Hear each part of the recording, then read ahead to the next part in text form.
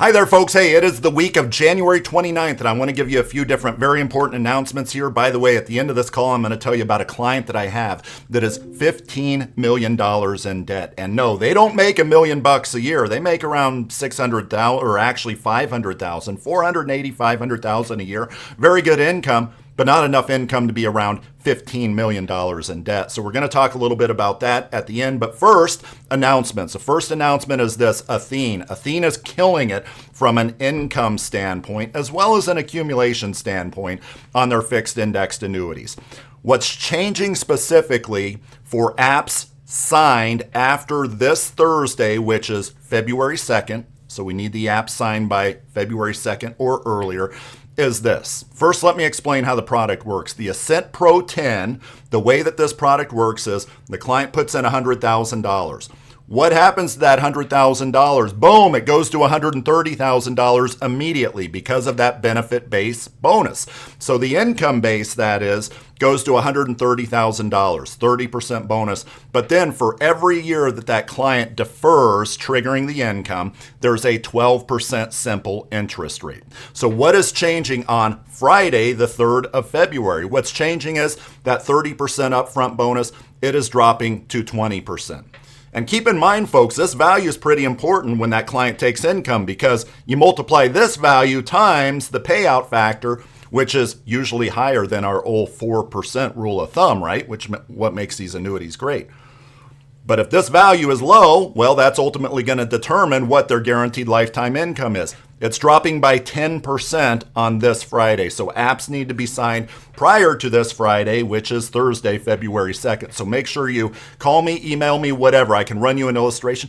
I can also run you a comparison. Why is Athene really killing it today? Well, yeah, absolutely. Here's an example of me taking about 500 different products, GLWB products, and comparing them. I had a client and I asked the system this. I said, system, I have a 60-year-old male who wants to take income at age 65, $100,000 here in the glorious, tropical, balmy state of Iowa. Which product is going to give me the most income? Well, it showed me that Athene is actually number 3, but here's what I see when I dive into it. Not just quantitative, but also the qualitative stuff, right? F&G, great company. By the way, folks, we're starting to get really aggressive with F&G because they are now, in most cases, along with American Equity, the top of the charts when it comes to income. Although American Equity isn't on this one. They had the highest income here. But why would I choose Athene in this case? Well, Athene because, no, not Nassau Re. Are they a good company? Yeah, but they're a B++ company. For just a couple $100 less, I would choose Athene. Why is that? Well, because they're an A company, and plus Athene has better accumulation potential than F&G. F&G's cap is what, 2.5%? On just a plain vanilla traditional S&P 500, where Athene's is over 6%. Now, some might say, but to me, that the accumulation doesn't matter on an income-focused product.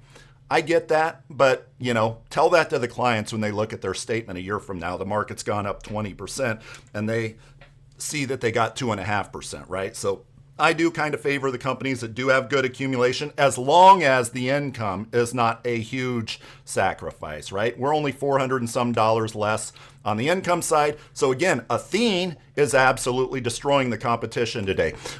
Bullet point number 2 is this: estate planning webinars. We're doing a webinar on this Thursday. It is part 4 of our estate planning series. The first 3 parts, the recordings, are down below in this email. We start with the basics and we kind of escalate the knowledge, so to speak, as we go through those first 3 webinars. The 4th one is this Thursday. I'm going to show you an actual example of a revocable trust.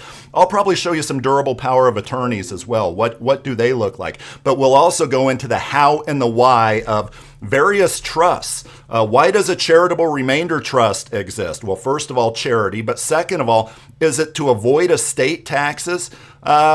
Yeah, that's certainly a part of it, but certainly an income tax deduction, right? That's a part of a charitable remainder trust. Okay, well, how does that differ from an irrevocable life insurance trust? Well, that's largely about estate taxes, no income tax deductions there. What about GRATs, grantor retained annuity trusts? Well, that is about passing on an asset that can appreciate a lot between now and, say, 20 years from now to the next generation, while the whole value of that asset is not considered the gift to the next generation, right? So that's kind of a cool thing. So GRATs, charitable remainder trusts, irrevocable life insurance trusts, and then there's a few others. Oh, CUPERTs, qualified personal residence trust. Somebody has a house that's worth a lot of money. They want to exclude a large chunk of that from their estate when they die because estate taxes are going to be higher relative to where they are today, say in 2026 and beyond, or I should say the exemption is going to be lower than it is today. So consumers need to know about this. What is the how? What is the why with all these various types of trusts? That's what we're talking about on Thursday. And number 3, Symetra Life and North American Life. You know, North American is one of the 7 or so life insurance companies that have living benefits on their term products. Only 7 or so. There's probably more, but the major ones that I know about, 7 or so companies out there. And I'll tell you the process with Symetra, especially Symetra, as well as North American, very impressive lately.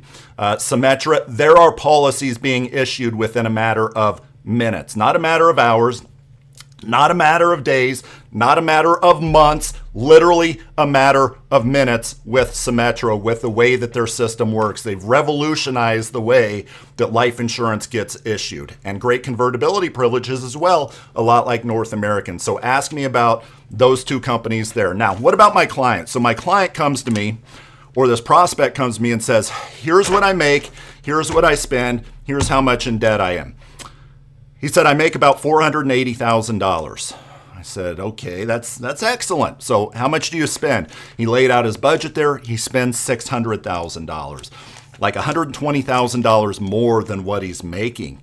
So I asked him the question like, wow, so how much in debt are you? I assume you're having to finance this excess spending somehow. He goes, oh yeah, I'm currently about $3.4 million in debt. You know, the mortgage, all that other stuff. So all of those deficits per year of spending more than he's making, that means that he's gone further and further and further into debt, around $3.4 million. But I said, so is that everything here? Because it's kind of bleak, right? You're making $500,000 roughly, you're $3.4 million in debt. He goes, oh no, that's not quite it.